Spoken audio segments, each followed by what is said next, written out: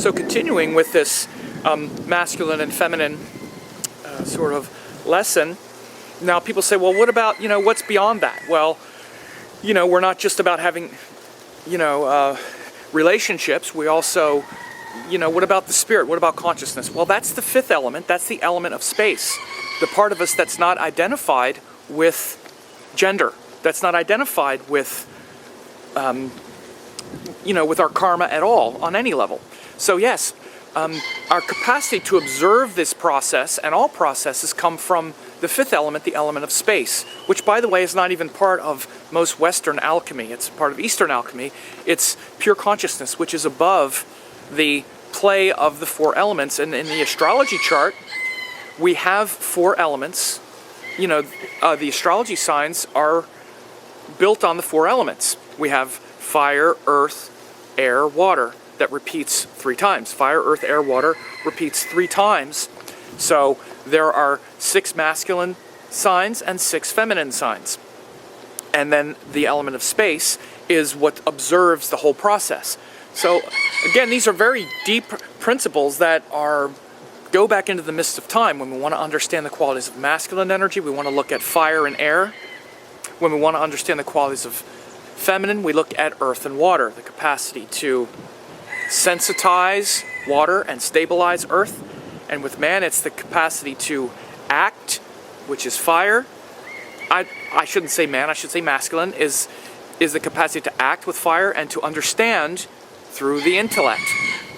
Both men and women have masculine and feminine energy, but as a matter of identity, each gender tends to identify more with their predominant gender. That's why you've incarnated as a man or a woman.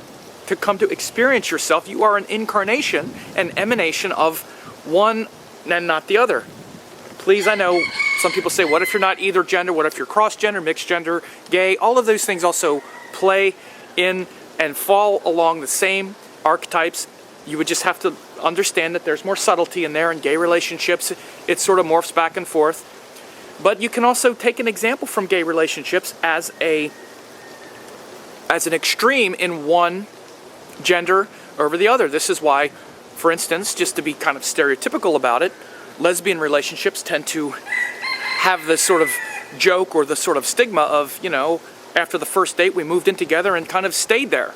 It tends to be an extreme of feminine energy where there's a long relationship, there's one long relationship, because feminine energy is about bonding. Whereas gay relationships for men tend to be a lot of, if I can just be a little vulgar, kind of hit and run for a long time. It's very hard for gay men to find other men who can be committed because it's so much of a concentration of masculine energy, which can be very non-committal, non-connected, very much about a lot of action.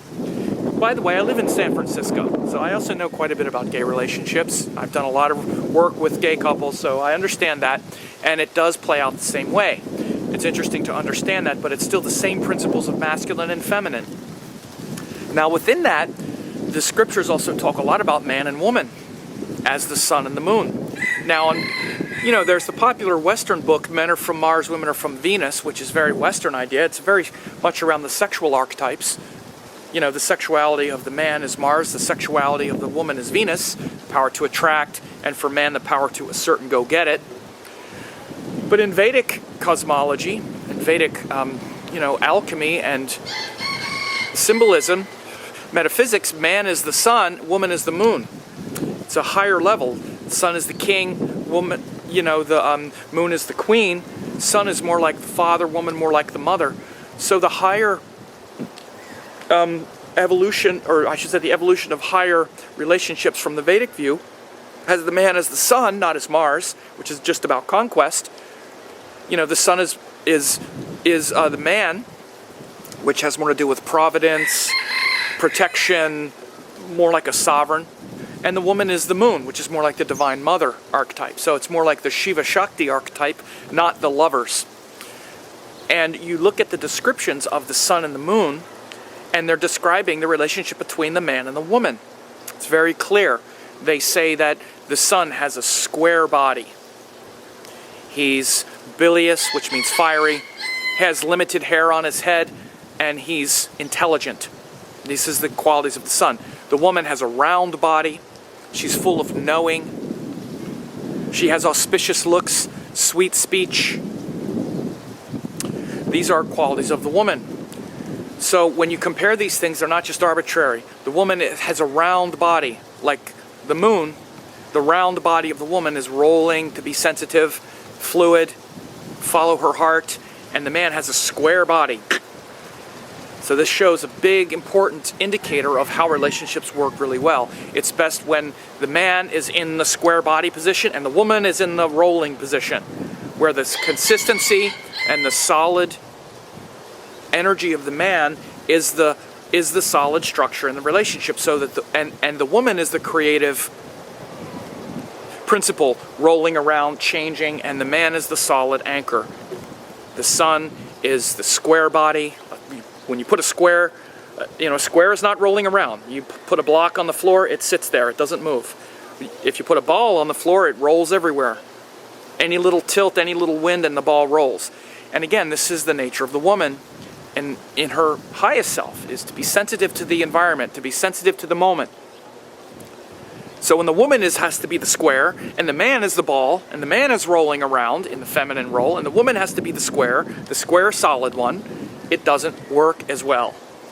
It's a very simple, deep concept. Any woman out there who has to be the square and has been the square in her relationships, please say this is correct, instead of like the one or two voices that say, oh, that's ancient, outdated, that doesn't work anymore. It does work. It still works, and it'll always work, because it's hardwired into creation and how existence works. So the man, and again, it's a matter of identity. The man wants to see himself as the solid square in his own life, and the woman wants to feel herself as the ball rolling around. There's nothing wrong with it.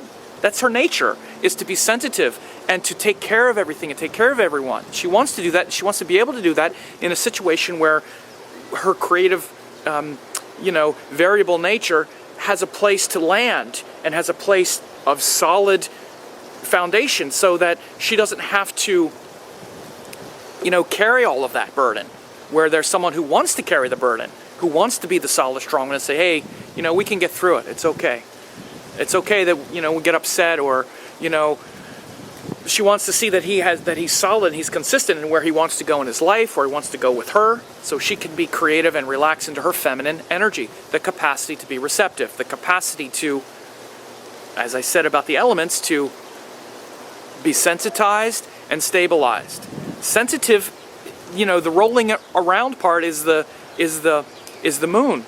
Or is the water part, always flowing, fluid, and feeling. It wants to bump into that solid male presence. And again, the sun is filled with the sun is intelligent, which is about fire and air, like we said, discrimination, and the woman is full of knowing, which is based on the past, the wisdom of the heart, knowing. The sun has honey-colored eyes, the woman has auspicious looks. Honey-colored eyes of the man to see the auspicious looks of the woman. Does this sound like the way men and women interact at all? Of course it does, right? So again, the descriptions of the sun and moon are very clear. And again, it's really clearly defining masculine and feminine, or I should say the man and woman. The elements define the qualities of masculine and feminine, and then the sun and moon, I should say the descriptions of the sun and moon clearly define the man and the woman. Masculine and feminine energy is in both people. Everyone has masculine and feminine, and also space, which is pure consciousness. Man and woman, though, the archetypes of masculine and feminine energy come from the sun and the moon. Archetype of masculine energy is all of the stuff it says about the sun, and the man is a living embodiment of that. And the divine qualities of feminine energy come from the moon, the capacity to receive, and a woman is a sacred and divine embodiment of that. You have to understand, in Indian culture, this is the way it's seen. It's not just arbitrary. Everyone is a divine emanation. A man is a divine incarnation of God, and a woman is a divine incarnation of the goddess. And the god and goddess interact in a specific way, and they already have. And I'm going to talk about the sun and the moon literally in the next video and show you how that has happened to create life on Earth.